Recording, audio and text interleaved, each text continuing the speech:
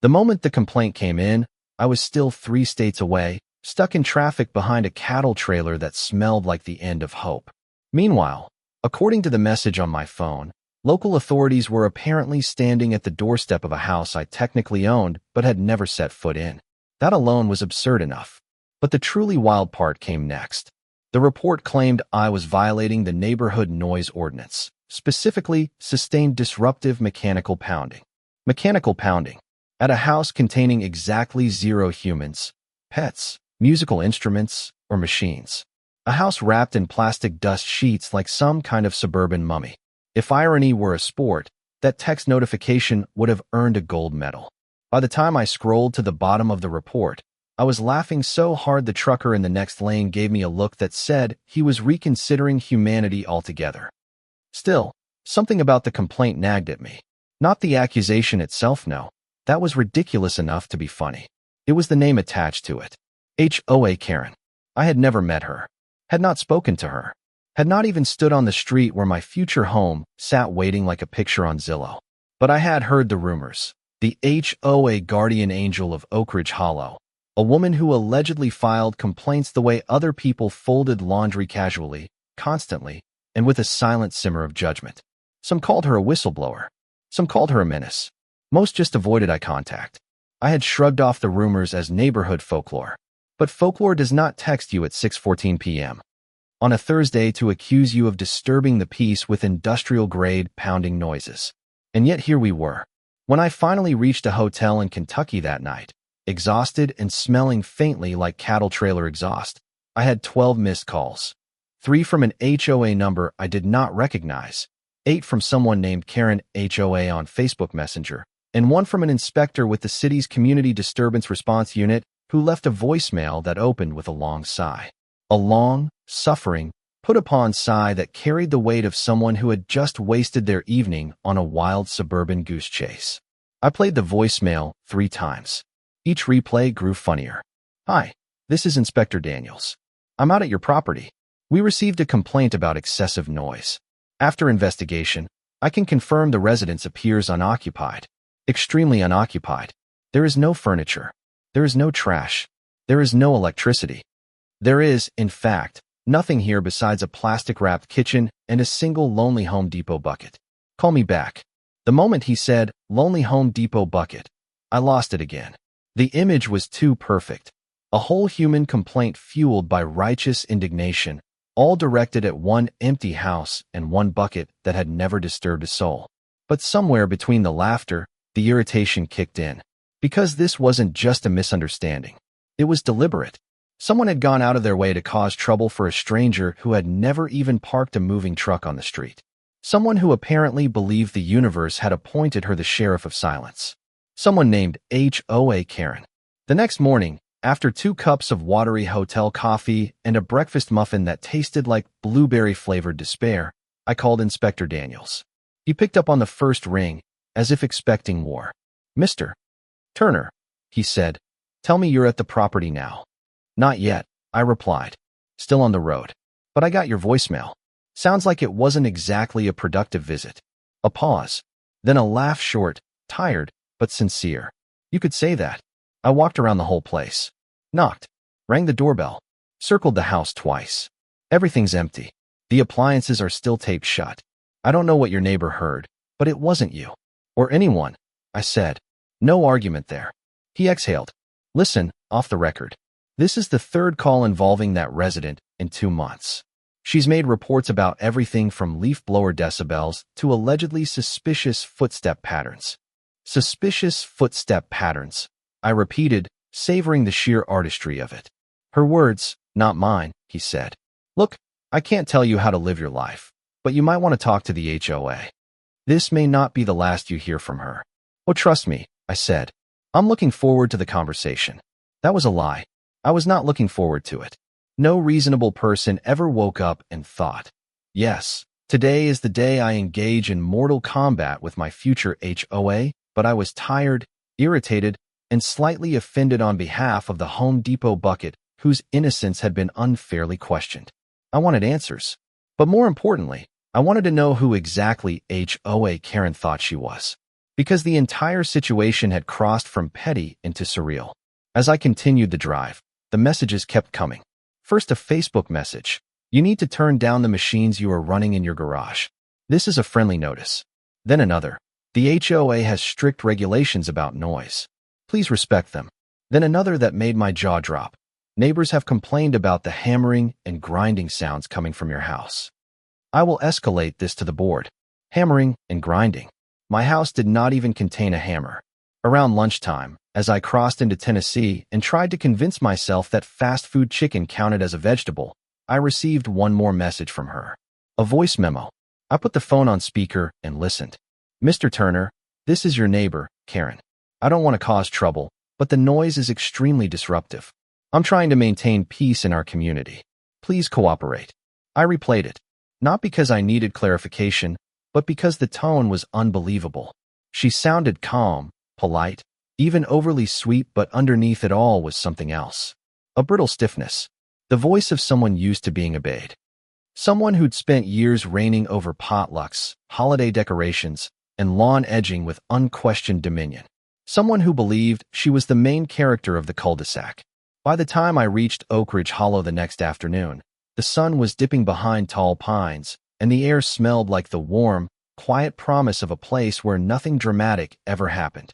I pulled onto my new street expecting calm suburban stillness. Instead, I found an audience. 3 neighbors stood on their lawns pretending to prune bushes they had clearly already pruned to death. A man in cargo shorts watered the same patch of grass repeatedly, even though the ground was already mud. 2 kids sat on bicycles whispering like spies. And there, at the center of it all, stood a woman with a clipboard, a tight smile, and an aura of self-appointed authority. HOA Karen. The clipboard should have been my first warning. Clipboards are rarely used for kindness. She spotted me instantly. Her lips pursed into a shape that suggested she had eagerly been waiting to be offended. The moment I stepped out of my car, she marched toward me. You must be Mr. Turner, she said, her tone sharp enough to slice drywall. I am. I assume you know why I've contacted you. Oh, I know you filed a complaint, I said, keeping my voice even. Several, actually. About noise coming from my house. She nodded with a triumphant air, as if expecting praise. Yes, and I hope you plan to address it immediately. Our community values order. Noise pollution is taken very seriously. I stared at her, incredulous. Karen, I said carefully, the house was empty. She blinked, momentarily thrown off. No one lives there, I continued. No one has lived there since the previous owners moved out in January. I haven't moved in yet.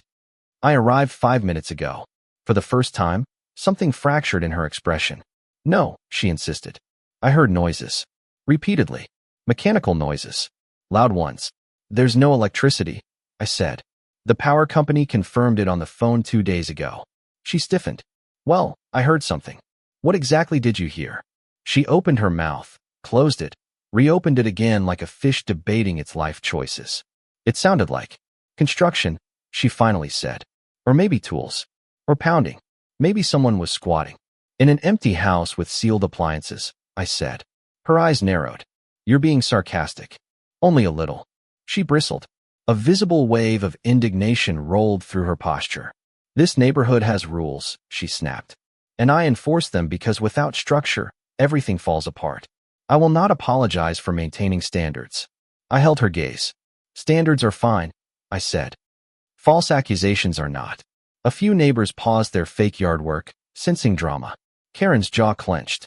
I don't make false accusations, she said. Well, I replied, you just made several. Her nostrils flared. You don't understand. When I hear something suspicious, I act. I don't wait around for trouble to grow roots. And sometimes, I said, you create trouble where none exists. Her face reddened bright, blooming, unmistakably embarrassed. I will take this to the board, she threatened. Please do, I said pleasantly. I'd love to hear how you plan to explain reporting illegal noise from a ghost house. She flinched. For the first time, she looked genuinely unsure of herself. I could almost see the internal struggle, pride wrestling with reality, stubbornness grappling with the undeniable absurdity of the situation. She opened her mouth again, searching for a justification that simply did not exist. And then she pivoted. Hard. Well, she said briskly. If the inspector found nothing, then perhaps the noise has stopped. Maybe whoever was there left before he arrived. There was no one, I repeated. You cannot know that for certain unless you were here, she shot back, scrambling for footing. I can, I said, pointing at the sealed door. Because the builder's protective tape is still intact. Her gaze flickered. Her confidence cracked. For the first time since I stepped out of the car, she looked small. Not physically, but in the way people look when the world refuses to bend to their script. And that was when I knew. This wasn't about noise. It was about control. She didn't want peace. She wanted obedience. But she wouldn't get it from me. Not now. Not ever. Karen stood frozen in the middle of the cul-de-sac as if waiting for someone to swoop in and rescue her narrative. But no cavalry came. No neighbor stepped forward to validate her version of events. The man with the hose had finally watered his patch of grass into a miniature swamp, and even he gave her a sideways glance that suggested he wanted nothing to do with this. I walked past her toward the house, my keys chiming softly.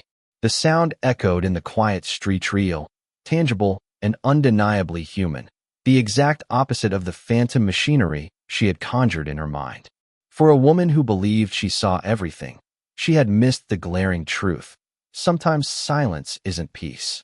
Sometimes silence is the loudest indictment of all. I slipped the key into the lock, the tumblers clicking like a polite applause. Karen hovered behind me like a malfunctioning security drone. You're going in now? She demanded. I own the house, I said. Seems appropriate. Well, if you notice anything unusual inside, she said stiffly, I expect you to report it. I turned to her. Karen, the only unusual thing about this house is your obsession with it. Her mouth tightened. You really have no idea how neighborhoods work, do you? Oh, I have ideas, I said. Plenty.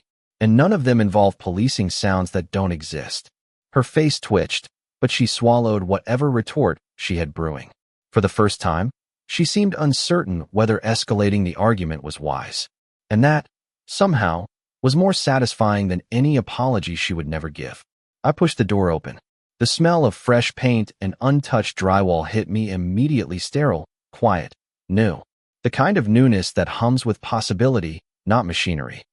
The entire first floor was still covered in protective plastic, the counters wrapped, appliances secured with tape, the living room a blank slate waiting for life to fill it. I stepped inside. Karen did not. She lingered at the threshold, peering over my shoulder like a hawk guarding imaginary prey. See any signs of forced entry? She asked. No. Any tools left behind? No. Anything suspicious at all? Just you, I said. She recoiled. There's no need to be rude. I raised an eyebrow. You filed a noise complaint on an empty house, and then doubled down on it. You're lucky rude is all you're getting. Her cheeks flushed again, anger or humiliation, maybe both. You'll learn, she muttered, that Oak Ridge Hollow values order. And I value reality, I said. We stared at each other, the air thick with the kind of tension that makes even trees lean away. Finally, she turned sharply and marched back toward her house. Her steps were brisk, almost frantic, as though retreat was the only escape from the mounting absurdity. The neighbors dispersed slowly, pretending they had not been watching. But their sideways glances told the real story. They had seen everything, and they would remember. Inside, I walked through each room, opening windows, flipping switches out of habit even though nothing was connected. Dust motes drifted lazily through the sunlight, the only movement in the entire building. The silence was absolute. It was the kind of silence you could hear with your bones. The kind of silence that proved, without question, that the pounding noises Karen insisted she heard came from nowhere but her own imagination. Still, I wanted to be thorough. I moved through the house room by room, checking closets, the attic entry, even beneath the plastic-covered counters. Nothing. Not even a stray screw. And then I found it. A single note taped to the inside of the kitchen window. It wasn't from a squatter. It was from the builder. Final inspection complete. No internal noises detected. Property cleared. I stared at the note, and I laughed again. When the laughter faded, I snapped a picture not because I needed evidence, but because I knew it would irritate Karen's worldview to its core. Not that I planned on sending it to her. Not yet. I wandered into what would eventually be my living room. The bare walls felt like a blank canvas, an invitation to start over. But instead of imagining furniture or decor, My mind kept drifting back to the scene outside. Karen had been genuinely thrown off. Not defeated, not humbled, just destabilized. Someone like her didn't crumble easily. She recalibrated. She regrouped.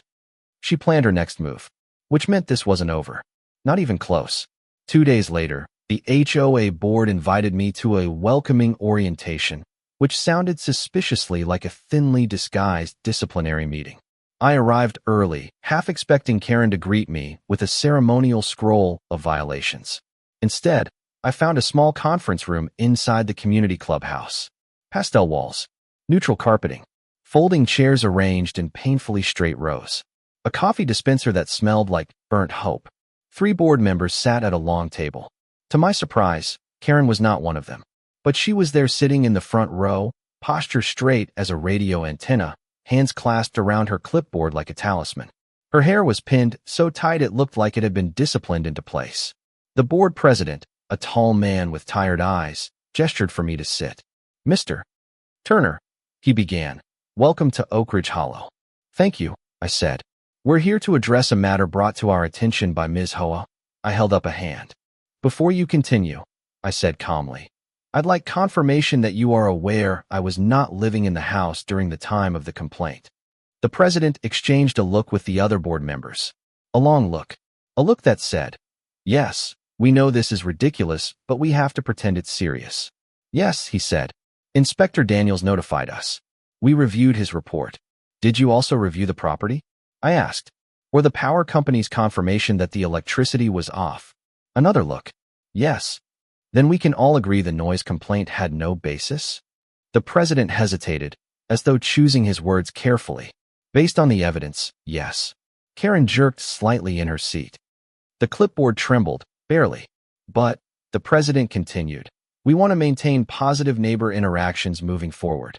Harmony is very important here." I smiled. Slowly. "So let me get this straight," I said. Karen filed a baseless complaint. The inspector wasted time. The board reviewed a case that never existed. And somehow the takeaway is that I need to focus on harmony. The woman beside the president cleared her throat gently. "We're not placing blame. You should," I said. Karen's breath caught. Everyone heard it. The president shifted uncomfortably. "Mr. Turner, please understand our goal isn't to punish anyone." "Maybe it should be," I said. "Because without consequences, people like Karen feel empowered to do whatever they want, including fabricating noise violations against empty houses." I wasn't even in the state. A heavy silence settled over the room. Karen finally stood, lifting her chin. "I acted in good faith." "No," I said. "You acted in control." Her mouth tightened. "I heard something." "No," I repeated.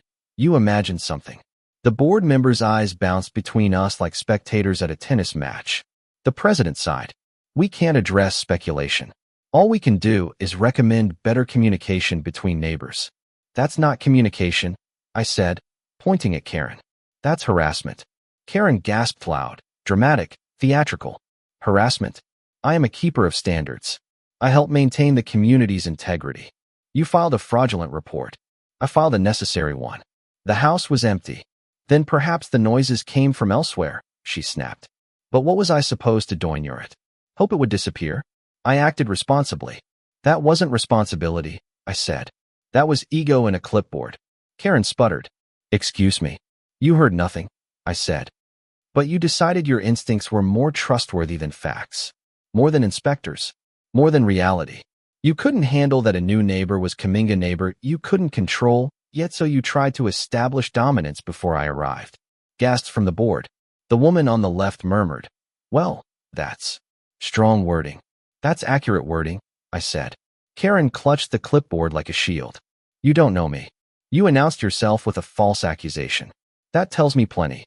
She flared, outraged. "You're twisting this. You're trying to make me the villain." I shrugged. "If the clipboard fits." One of the board members snorted. He tried to hide it behind a cough, but it was too late.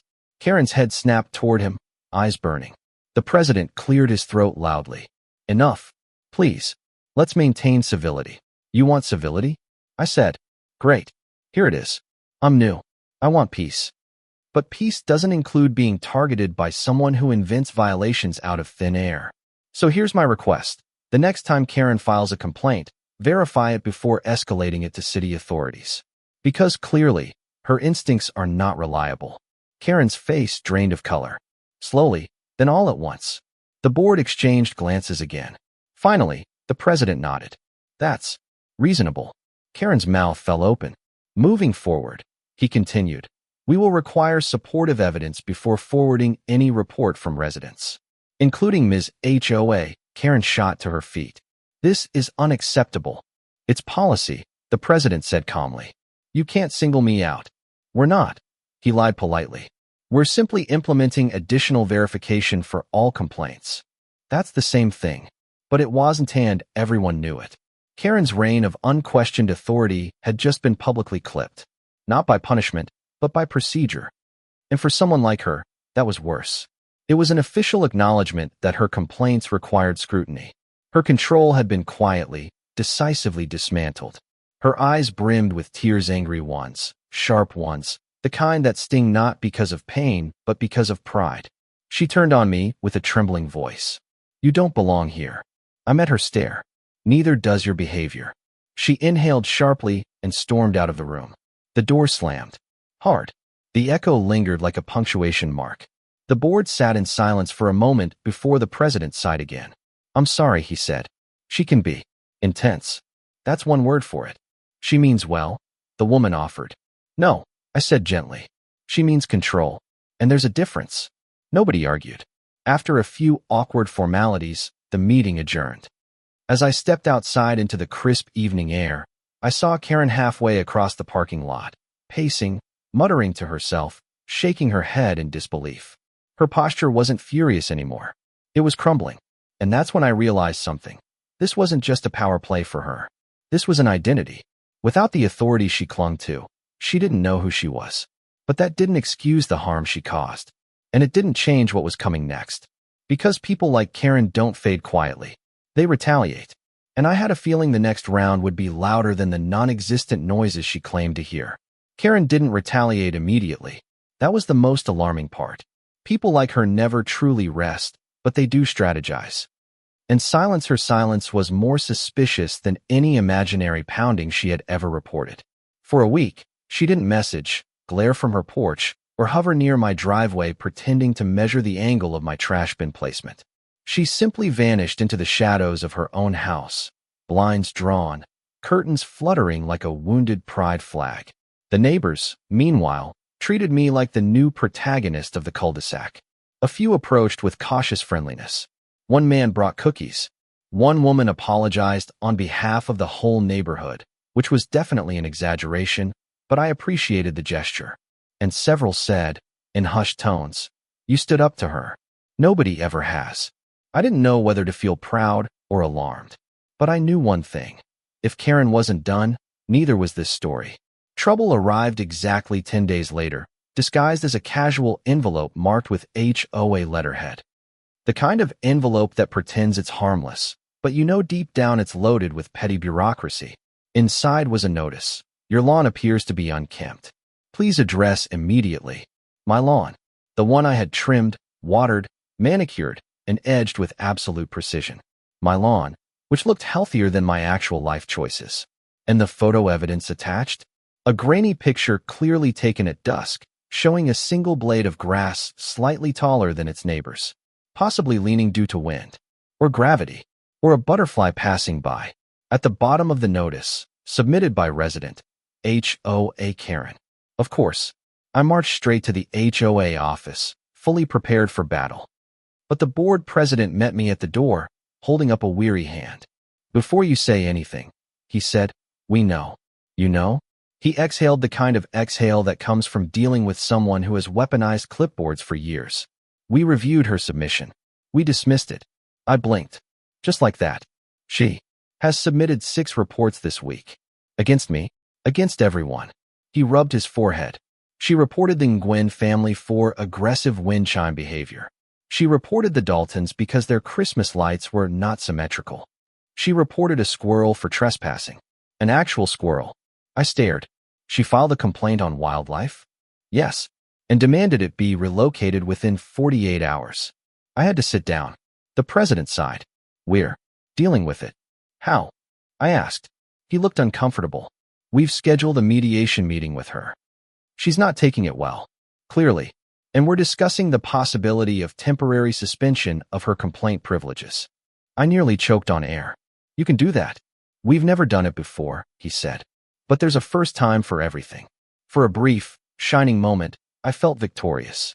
But victories involving people like Karen are never permanent. That night, at 11:47 p.m., someone knocked on my door. Hard. Relentless. I checked through the peephole. Karen. Her hair was frizzed around her face like static electricity. Her eyes were wide, unfocused, vibrating with righteousness or panic or both. I opened the door only 2 inches. What do you want, Karen? She pushed forward, but the chain lock stopped her. You did this, she hissed. You turned them against me.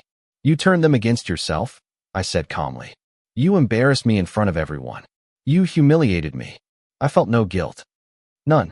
You filed false reports. They weren't false, she spat. I heard things. I saw things. You saw a squirrel. It was trespassing, she shrieked. I pinched the bridge of my nose. Karen, go home. No, she snapped. You think you can move in here and undo years of structure? Years of order? This neighborhood needs me. No, I said. This neighborhood needs peace. Her face twisted. The tremor in her hands spread up her arms. You're ruining everything. You're ruining yourself. That was when she broke. Her voice cracked not with rage, but with something rawer. Something she had been stuffing down for a long time. You don't understand, she whispered. If I'm not watching, everything falls apart. People stop caring. Standards slip. And if standards slip, everything slips. First it's one noise. Then it's two. Then no one respects the rules. And chaos starts with one person who thinks the rules don't apply to them. Her chest rose and fell in sharp movements. This wasn't about noise. This wasn't even about me. This was about her fear of losing control of a world she thought depended on her. But even then her fear wasn't my responsibility. Go home, I repeated quietly. She glared at me, trembling, then turned abruptly and stormed back across the street. But she didn't go inside. She went to her mailbox, pulled out something, and waved it at me. You'll regret this, she shouted.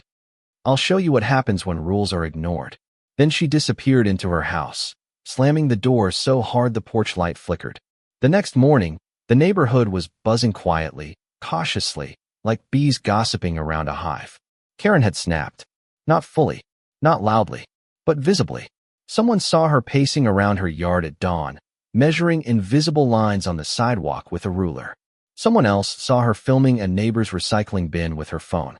Another person swore she was muttering to herself about the collapse of order. By noon, an emergency HOA board meeting was called. By 3, a notice went out. Effective immediately, resident Karen HOA is temporarily suspended from filing complaints pending further review.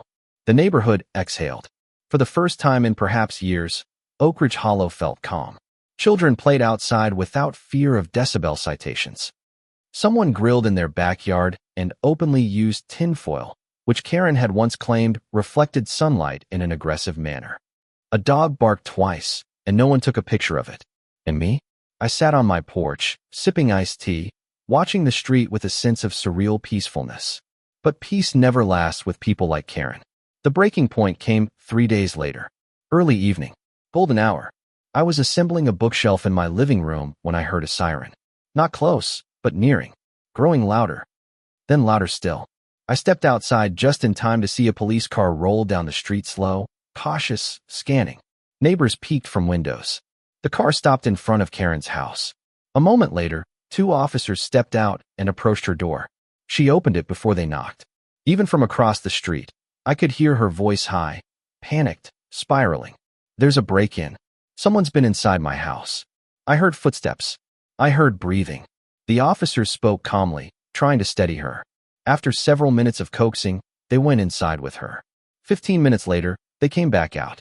Alone. She remained inside. One officer shook his head as he spoke to the other. She's overwhelmed, he said quietly. Nothing inside. No signs of forced entry. She's imagining threats. They left without filing a report. The neighborhood grew still. A fragile stillness. An eerie stillness. And then the lights in Karen's house went out. All of them. For the rest of the night. The following morning, a moving truck appeared. A massive one. Neighbors gathered in clusters, whispering. The HOA president arrived, speaking softly to the movers. No one saw Karen come out of the house. No one saw her speak. But boxes emerged, dozens of them, labeled not with rooms, but with categories. HOA binders, reports 2019202 for noise logs, infractions, unfiled complaints. There were hundreds. By noon, the truck was full. By 1, the truck was gone. By 2, a new notice appeared in everyone's mailbox. Resident Karen HOA has voluntarily stepped down from all community involvement and will be relocating out of state. We wish her the best in her future endeavors. Voluntarily. The word did a lot of heavy lifting. No one believed it. Not really.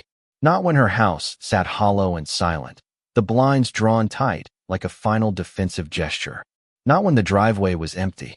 Not when the street felt like it had shed a weight it had carried so long it forgot how light life could be. That night, the neighborhood held an impromptu gathering at the end of the cul-de-sac. Nothing formal. Just people stepping outside, talking, laughing, breathing again. One neighbor approached me, an older woman with kind eyes. "You didn't cause this," she said gently. "It was happening long before you arrived." "Maybe," I said, "but I triggered something." "You held up a mirror," she said. She just didn't like what she saw. I nodded slowly. She walked away. I stayed outside a while longer, staring across the street at the empty house that had once been the command center of every unnecessary crusade. And I felt something I didn't expect. Not satisfaction. Not victory. Just a quiet, heavy sadness. Because people like Karen don't become that way for fun. They become that way because somewhere along the line, they lost the ability to trust the world would function without them. But even so, she had crossed a line, and reality had pushed back. A month later, her house went on the market. A family bought it within a week. The HOA rewrote several policies, verification checks, complaint limits, wellness safeguards for members showing signs of stress. Life in Oak Ridge Hollow settled into something warm, steady, human. And me? I finally moved into my house fully. One evening, while unpacking the last box in my living room, I found something wedged behind the front entry frame. A scrap of paper. Yellowed. Handwritten. Probably left by the builder long ago. I unfolded it.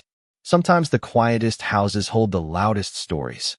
I stared at it for a long moment, then smiled. Because it was true. And because, in its own strange way, Karen had proven it. Even in her absence. Especially in her absence. Her story had echoed long enough.